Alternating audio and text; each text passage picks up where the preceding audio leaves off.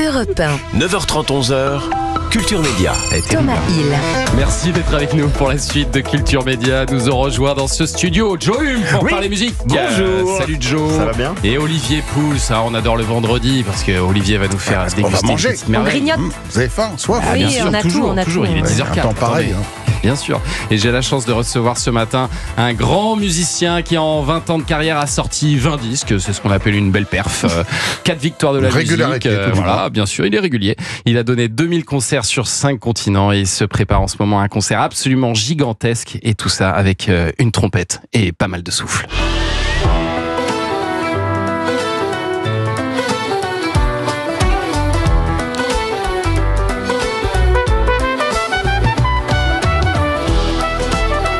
Bonjour Ibrahim Malouf. Bonjour. Et merci d'être avec nous ce matin pour parler de ce concert, pour célébrer vos 20 ans de carrière. Alors ce sera à la Défense Arena le 10 avril 2027. Alors la Défense Arena, pour ceux qui connaissent pas, c'est tout simplement la plus grande salle d'Europe. Le concert d'Europe. Voilà, Ouais. on peut même parler d'un stade couvert en fait. Ouais, le Paris La Défense Arena, c'est le plus grand aréna d'Europe. Et comme les arénas sont des lieux de concert aussi, c'est la plus grande salle de concert d'Europe. Ça va être incroyable ça, et ce sera le plus grand concert de jazz du monde. Non, jazz instrumental. De jazz instrumental. Ouais. Le jazz instrumental, c'est quand même alors, c'est vrai que quand on dit jazz instrumental, ça donne pas envie là tout de suite comme ça. mais en réalité, c'est ceux qui connaissent. Ouais. Mais il y a, on va dire qu'en général, c'est même pas en général en fait. C'est jamais arrivé effectivement qu'un concert de jazz instrumental se fasse dans des lieux aussi grands. Bah oui. Mais même Bercy, à l'époque où j'ai fait Bercy 3 fois, c'était déjà complètement dingue en soi. C'est plus intimiste d'habitude, le jazz instrumental. Ouais, c'est plutôt dans des clubs, c'est Ouais, plutôt c'est dans des salles, alors parfois dans des salles un peu plus grandes ou dans des festivals. Après, il y a des grands festivals de jazz. Mais qu'un artiste réunisse autant de monde, c'est vrai que ça se fait pas dans le jazz en général, et encore moins, voire même pas du tout, pour le jazz instrumental. En fait, Et vous voulez montrer que c'est une musique populaire, c'est ça? C'est ça ce qui vous intéresse? En fait, Dans l'idée de faire Il y des a- aussi grandes salles? il y a plusieurs choses. D'abord, j'ai vraiment envie de célébrer mes 20 ans de vie de musicien. J'ai effectivement, vous l'avez dit, 20 albums, énormément de collaborations, énormément d'histoires que j'ai envie de raconter, de célébrer. Moi, quand j'étais petit, on célébrait pas trop les anniversaires. Mon père, quand on est arrivé du Liban, on était en pleine guerre. Et mon père disait, nos cousins, nos frères là-bas n'ont pas la possibilité de fêter leurs anniversaires comme tout le monde. Donc on va être solidaires. Donc on faisait des tout petits mini anniversaires, etc. Donc c'est resté une sorte de frustration. Et en grandissant, plus ça va, plus j'avance dans le temps, et plus j'ai envie de faire des grandes célébrations.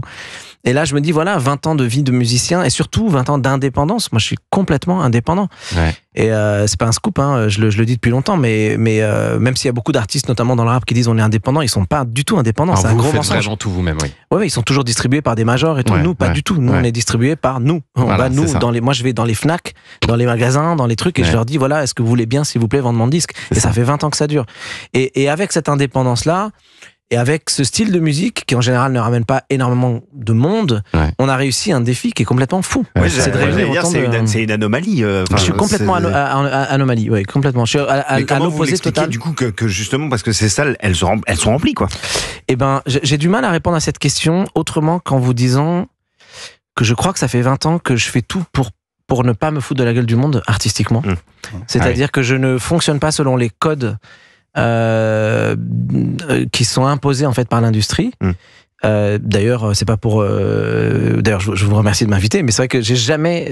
D'ailleurs, je l'avais dit une fois dans votre émission il y a quelques temps quand vous m'aviez invité. Ouais. J'ai jamais été playlisté sur les grandes radios généralistes en France. Vous êtes Jamais. pas diffusé. Sur 20 albums, pas une seule fois on m'a playlisté dans les radios généralistes. Donc en fait, je suis Playlisté, ça veut dire complètement. être en rotation régulière et Ouais. qu'on vous entende régulièrement Ouais. sur l'antenne. Jamais. J'ai toujours été dans les radios plus niches, comme on Ouais, dit, ouais. TSF, etc. Et donc, tout ça pour vous dire que j'ai envie de célébrer ça. J'ai envie de célébrer cette vie de musicien, parce que c'est pas tous les jours qu'on peut célébrer ces 20 ans-là. Ouais, vous avez raison. Mais au-delà de ça, il y a quelque chose qui dépasse moi, ma musique, mon nom, etc. C'est effectivement que la musique instrumentale n'a jamais sa place. Et c'est d'ailleurs la raison pour laquelle je suis jamais programmé. C'est pas parce que les gens sont contre moi ou qui m'aiment pas. C'est parce qu'il y a C'est pas de parce que chant. la musique instrumentale n'est jamais programmée.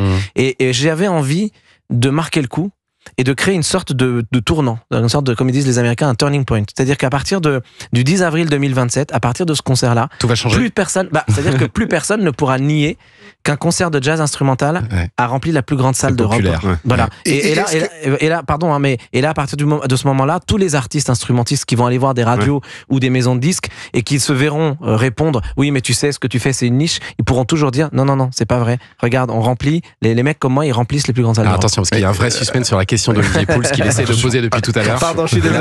Les auditeurs se demandent, elle a intérêt à être bonne cette question. Ouais. Est-ce que justement une salle comme un Accor Arena a une acoustique qui permet ce type de prestation? J'avais la même question à poser. Alors attention, c'est parce pas l'Accor Arena, c'est la Défense Arena, qui est 3 fois plus encore grand. plus grande. Mais est-ce que c'est compatible Parce qu'on justement dit- avec un jazz instrumental dont on serait plutôt dans une salle acoustique? Alors vous On avez dit que ça complètement raison. résonne. Non, vous avez complètement raison, mais il y a aussi quelque chose qu'il faut pas oublier, c'est que le jazz, contrairement à l'image qu'on en a, c'est pas seulement, c'est aussi. Mais c'est pas seulement le truc qui swing avec le batteur qui fait tss, tss, tss, tss, etc. qui lui, effectivement, ça ne marchera jamais dans ce type de salle. Mais le jazz a évolué. Le jazz n'est plus du tout ce qu'il était dans les années 40 ou 50. Et heureusement d'ailleurs, une culture elle évolue, une identité ça évolue Oui, mais on se dit avec quand le même temps. que des salles comme ça, c'est plus pour Taylor Swift, par exemple, et que pour des gens qui viennent voir un show, finalement, où l'acoustique compte moins. Vous, Bah, c'est ce qu'on m'a- l'acoustique regardez, est vous savez, essentielle. Moi, je suis d'accord avec l'idée qu'on puisse se poser la question. Mais systématiquement, quand j'ai fait mes concerts, au fur et à mesure, Ouais. parce que après, moi, je cherche pas forcément que mes concerts soient gros, parce qu'on fait aussi des tout petits concerts. Il y a pas longtemps, j'ai fait toute une tournée dans des salles de 100 places. Oui, vous allez Donc, faire j'ai l'Olympia. pas de problème là avec ça. aussi, vous allez- Et on fait l'Olympia là en Ouais. septembre, etc.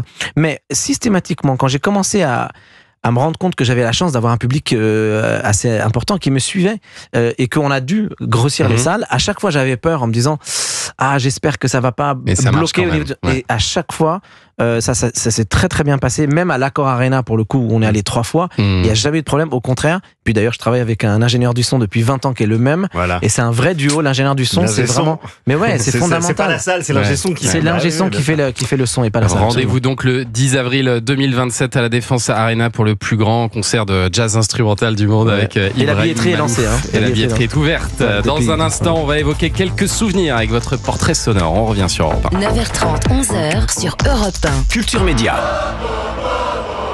À tous ceux qui ne sautent pas n'est pas français. Qui ne saute pas n'est pas français, ouais. Toi, tu sautes pas, je te vois, hein. Allez, saute, saute. Et à tous ceux qui ne sautent pas n'est pas français.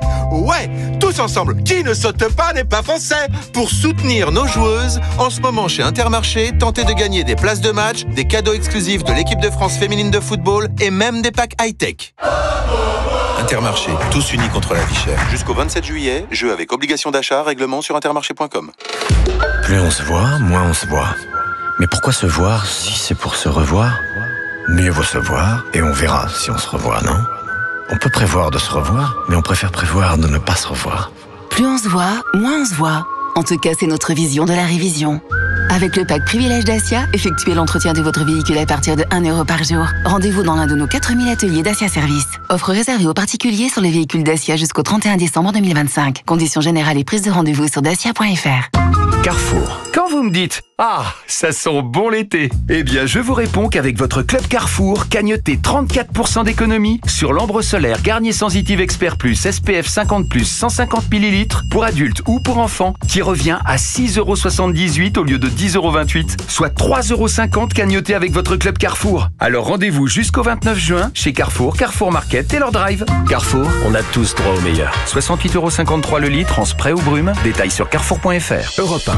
Vous écoutez Culture Média sur Europe 1, 9h30, 11h avec Thomas Hill et avec Ibrahim Malouf ce matin. C'est pas un hasard si on reçoit Ibrahim la veille de la fête de la Bien musique, sûr. parce qu'on adore la musique et qu'on va la célébrer ce matin sur Europe 1 en même temps que vos 20 ans de carrière, Ibrahim Malouf.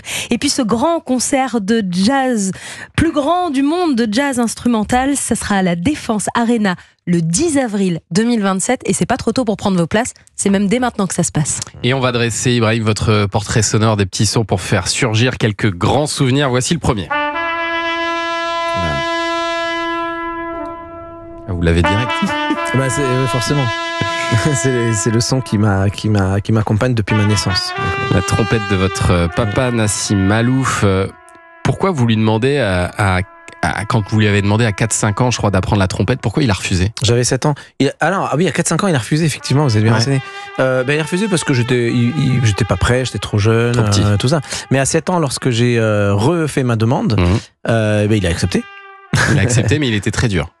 Ouais, il était très exigeant, très sévère, très dur en fait.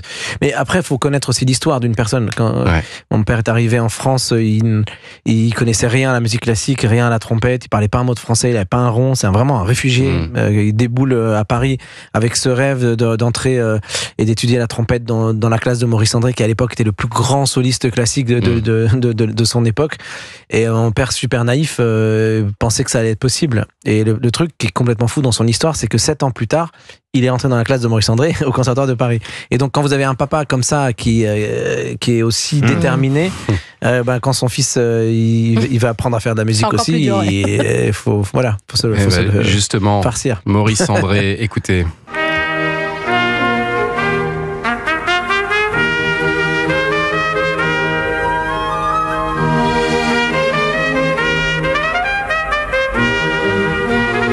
C'est un live, vous avez compris ça sur YouTube? C'est un live. Ouais. Maurice André à la trompette. Vous étiez plus jeune, Ibrahim Malouf. Pourquoi vous dites ça comme ça?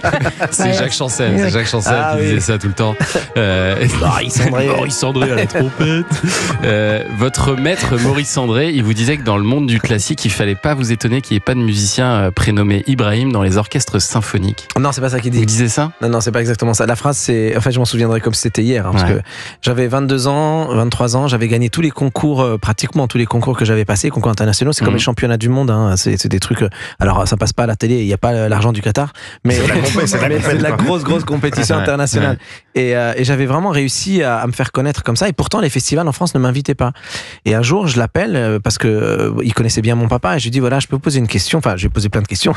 Et je lui dis voilà. Et par contre, j'ai gagné pratiquement tous les concours que j'ai passés. Je crois que j'ai fait mes preuves. Même le concours qui porte votre nom, Maurice André, qui était vraiment un des plus grands concours au monde. Je suis arrivé en tête du concours. Et pourtant, les festivals ne m'invitent pas. Il est resté comme ça plusieurs secondes sans répondre. Et après, il m'a dit cette phrase que j'oublierai pas. Il m'a dit, tu sais, Ibrahim, malheureusement, c'est pas demain la veille que les festivals de musique classique accepteront que ce soit quelqu'un qui s'appelle Ibrahim qui leur apprenne comment on joue Haydn. C'est ça sa phrase. Ouais. Et ça avait fait une sorte c'est un truc, un électrochoc dans je me suis dit, moi, je suis peut-être pas à ma place, en fait. Faut peut-être que j'arrête de faire de la musique classique et que je fasse autre chose. Et ça a contribué énormément à ce que je bouge un peu. Il avait raison, en plus, hein. Je pense qu'il avait vraiment raison. Mais ça a été un moteur aussi pour vous, quelque part? Moi, j'aurais rêvé de faire ma vie dans la musique classique, hein, au départ. À cette époque-là, j'ignorais tout ce que j'avais envie de partager aussi. Mais à cette époque-là, je rêvais d'être dans la musique classique. Donc, mais c'est plus le cas aujourd'hui, ça évolue. Ça n'a pas beaucoup bougé, si? Alors, je continue à faire de la musique classique, mais c'est en souterrain. Les gens sont pas au courant. J'ai enregistré il y a pas très longtemps avec l'orchestre de Nice, par exemple, une symphonie que j'avais composée quand j'avais 18 ans. Je l'ai pas sortie. J'ai composé une œuvre classique en hommage à Maurice Ravel qu'on a joué à la Philharmonie. J'ai composé une œuvre classique en hommage à Saint-Exupéry, mais personne ne parle de ça en fait, parce que c'est pas pour ça que je suis entre guillemets connu. Je suis connu pour autre chose. Personne n'en parle, mais je fais tout ça en souterrain parce que c'est ma passion aussi.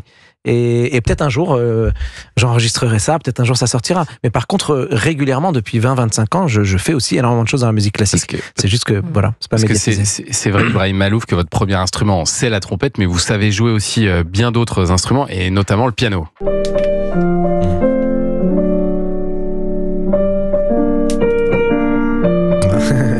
C'est marrant que vous ayez pris cet extrait. Je sais pas si vous le reconnaissez autour de la table. Écoutez bien. C'est compliqué à reconnaître. Ouais, c'est Michael Jackson. C'est Michael. Beat It. Ah, c'est Beat It, ouais, voilà. C'est Beat It. Je l'adaptais à la manière d'Eric Satie. C'est ça.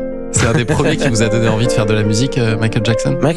C'est le premier qui m'a... Non, c'est le premier qui est rentré à la maison, si j'ose dire, à travers la télévision, et qui ne correspondait pas du tout à ce que je connaissais de la musique depuis que je suis né. Moi, je connaissais la musique baroque, la musique classique, je connaissais la musique arabe, évidemment, très bien.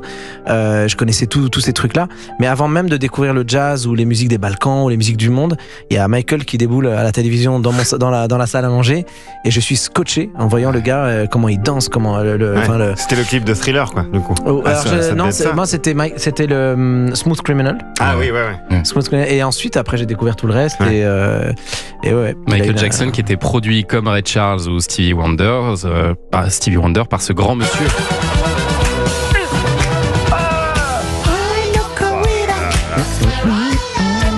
Quincy Jones qui nous a quittés l'an dernier et puis surtout qui vous a donné, je crois, un gros coup de pouce, Ibrahim Malouf. Il vous a produit aux États-Unis, c'est ça ? Non, il a été mon manager depuis 2017 jusqu'à ce qu'il nous a quittés. Oh là là. Voilà. Et ça vous a, j'imagine, beaucoup aidé ? Ça dépend pour ce qu'on dit aider, mais de toute façon, le label Quincy sur ta musique, c'est énorme. Avec un gars comme lui qui dit écoutez-le parce que c'est génial et parce qu'il faut l'écouter, c'est sûr, ça change la vie. Après, Quincy, il était vraiment incroyablement généreux. Et à la fin de sa vie, là, ces 10 dernières années, il avait repéré une petite dizaine d'artistes comme ça dans le monde qu'il avait envie de pousser et dont j'ai eu la chance de faire partie.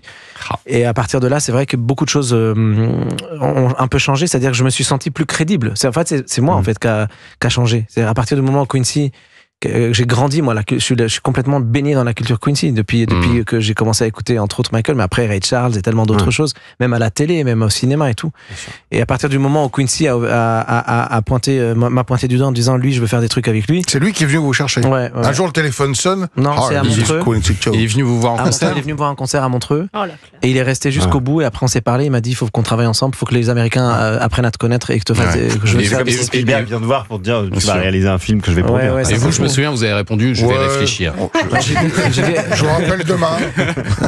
Laissez-moi votre carte. Non, surtout j'y ai pas cru du tout. Et il m'a filé sa carte, c'est un truc de fou. Ah ouais. Mais surtout j'y ai pas cru du tout. Et je pensais qu'il allait m'oublier. Et en fait pas du tout. Quelques jours après, j'ai reçu un appel de son équipe qui disait quand est-ce que vous venez à LA, etc.